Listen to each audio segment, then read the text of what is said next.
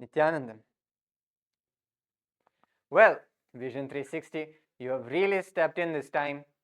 Your article titled "The Fictitious State Which Seeks to Occupy Indigenous Lands in Bolivia Caused the Fall of a Cabinet Chief in Paraguay" is a sloppy mix of snark, ignorance, and half-baked allegations, calling KAILASA a fictitious state with fake and real papers and colorful, showy attire, existing only in the mind of its creator, a man on the run from justice. This isn't just an attack on KAILASA. It is a direct assault of the indigenous peoples of Bolivia who we proudly stand with. Your pretense of protecting indigenous interests while actively undermining indigenous sovereignty reveals the colonial mindset hiding behind your supposed journalism. Let's dismantle your nonsense with facts and hefty dose of reality. Now let's talk about your anti-indigenous position behind the veneer of concern. Here is the first glaring hypocrisy. While pretending to champion for indigenous rights, you are actively working to strip them away. The Bolivian Constitution explicitly guarantees indigenous people the right to self-determination and territoriality in Article 30. By appointing yourself as a gatekeeper of which diplomatic relations indigenous communities may pursue, you are perpetuating the same racist colonial control mechanism you claim to oppose. It is like saying, we support indigenous autonomy as long as we approve all their decisions first. That's not advocacy, it's paternalism dressed up as concern. Now let's see about your systematic violation of journalistic ethics. You deliberately omitted crucial facts, including our agreements, legal compliance provisions, and the Supreme Pontiff of Hinduism's legal exoneration in the United States. That's not an oversight, it is a racist, anti-indigenous, anti-Hindu, Hinduphobic, and Hindu-mesic strategy. Number 2 is independence. Your reporting reeks of bias against indigenous communities and our right to self-determination. Who's pulling your strings? Fairness and impartiality. You presented a one-sided hit piece without seeking KAILASA's perspective. Number 4, humanity. Your mockery of our traditional attire is straight-up Hinduphobic cultural derision. Would you describe the Pope's vestments as showy attire or Arabi's garments as colorful clothing? Number 5 is accountability. When presented with contradictory evidence, you double down rather than correct it. That's not journalism, that is propaganda. Now let's talk about your allegations, one flimsy claim at a time. KAILASA is a fictitious state, as you mentioned. Newsflash, sovereignty isn't about fitting your outdated, map-obsessed worldview. You're a media outlet, not the United Nations. And by the way, even the United Nations itself declares it has no authority to recognize a state. That's right. By the United Nations' own admission, recognition is a political act, not a legal prerequisite. Your reporting contains a glaring logical contradictions. You call KAILASA fictitious while simultaneously reporting on diplomatic activities and international impact. If we are imaginary, then how did we establish relations that led to a cabinet chief resignation in Paraguay? How have we signed agreements with indigenous communities? Your own reporting defeats your argument. KAILASA actually fulfills all criteria established in the 1933 Montevideo Convention on the Rights and Duties of the State, which are permanent population, defined territory, government, capacity for international relations. And KAILASA fulfills all of these 4 characteristics. The Montevideo Convention explicitly states that the political existence of the state is independent of recognition by other states. Just a quick question. Are Taiwan, Kosovo, or Palestine states? Some say yes, and others say no. But the right to self-determination doesn't hinge on unanimous consensus. It is enshrined in international law. Now you claim with the fake and real papers and colorful, showy attire. Oh, you went there, attacking our paperwork and our wardrobe? Bold move for a serious outlet. First, KAILASA documents are the legitimate as any nations recognized in diplomatic circles and backed by the will of its people. Sovereignty isn't bureaucracy contest, it's about identity and governance, which we've got covered. As for the colorful and showy attire, That's not a costume, it's culture. Our attire represents thousands of years of Hindu tradition and is protected under the believer's own constitution of Article 21, Clause number 3, that enshrines the right to freedom of thought, spirituality, religion, and worship. Your mockery isn't just pity, it violates Bolivia's law number 045 against religious discrimination. Would you dare to describe the traditional clothing of any other religious or cultural group in such a derogatory terms? This isn't reporting, it's a colonial era racist, anti-indigenous, Hindu music and Hinduphobic propaganda with a modern byline. Now addressing your statement that country exists only in the mind of its creator, a man on the run from justice. Exists only in the mind? Tell that to the millions of followers and temples we have built, and the 2 billion free meals we have served to people, and the global humanitarian impact KAILASA has made. It's not a daydream, it's a movement. As for a man on the run from justice, nice try.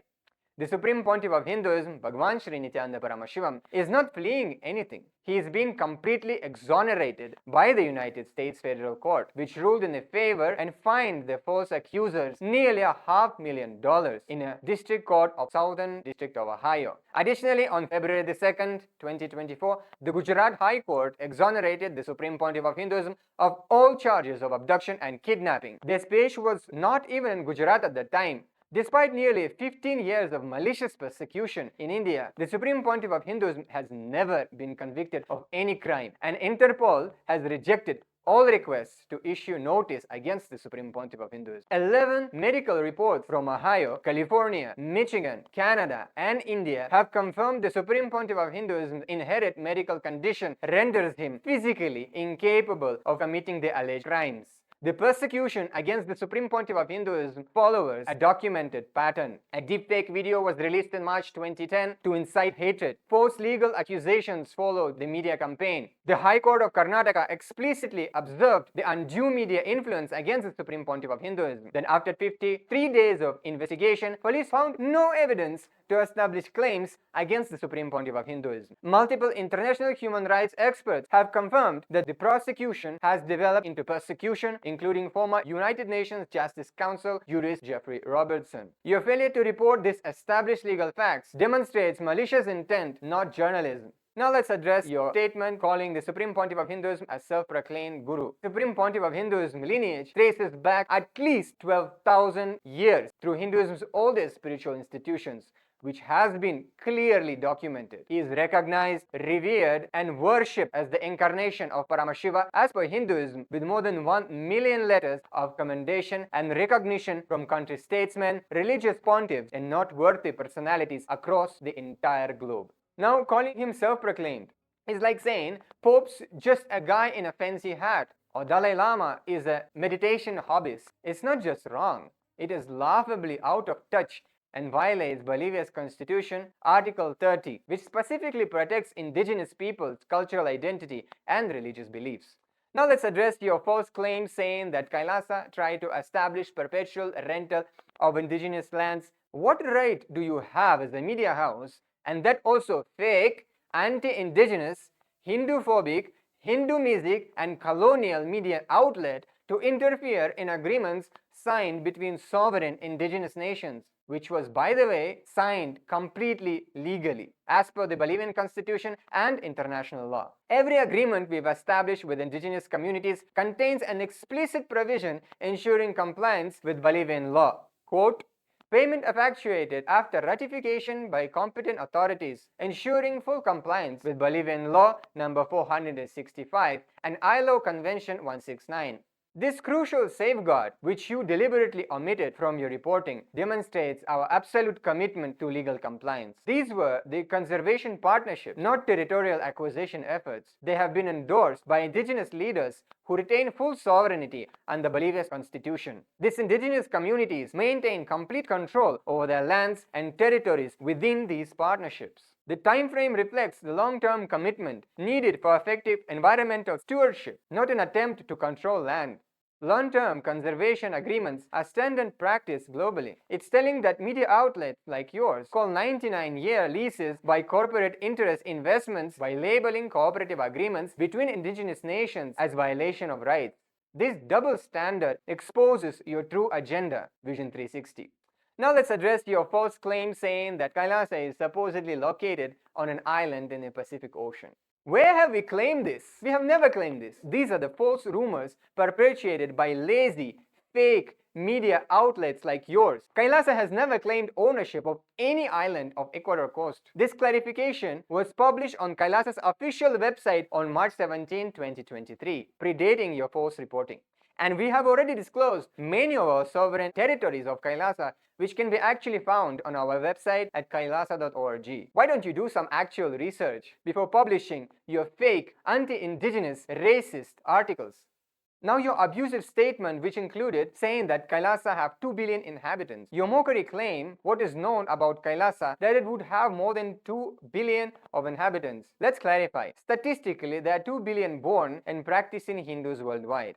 And KAILASA is the first and only sovereign indigenous Hindu nation representing their rights and interests. Our goal is serving these 2 billion Hindus' spiritual needs and improving the global quality of life. Through racist, anti-Hindu, anti-indigenous Hindu music articles like yours, you further persecute an already marginalized indigenous community for which there could be serious consequences. Then you go on saying that anyone can be part of KAILASA and become a citizen of KAILASA if they just make some donation. Where have we stated this, first of all? We have never claimed this.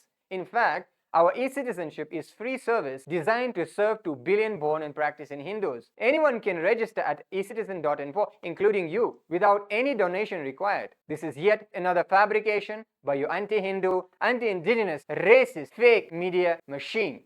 Now let's move on to your claim that KAILASA activities have caused problems in several countries. Who said that? This is racist, anti-indigenous media outlets like yours making these claims. Where is your evidence? Over 100 corporate large media houses from more than 14 countries, including the Washington Post, the CBC, MSN, Italy 24 and others, have already removed their Hinduphobic publication against KAILASA after realizing they were spreading misinformation.